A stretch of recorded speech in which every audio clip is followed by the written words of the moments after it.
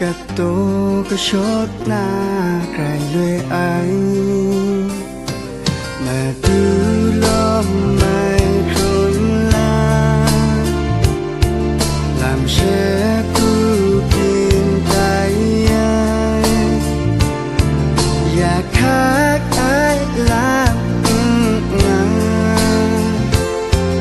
mà từ bao sẽ ai cho ra không ai tên ta gần đó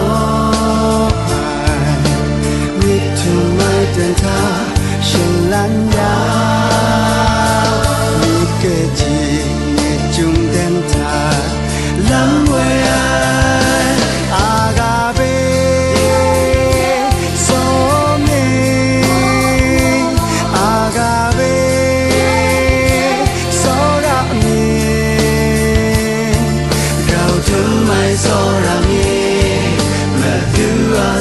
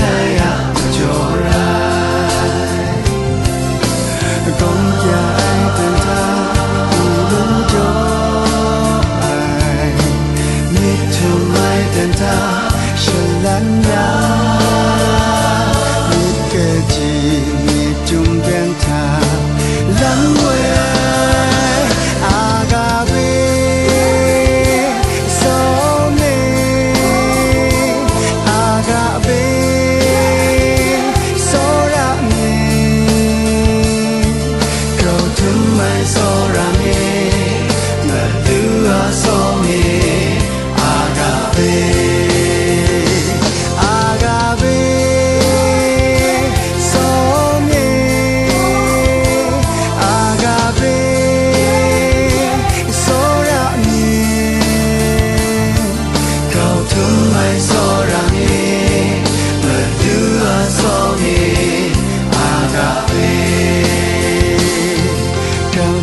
mai so ra mi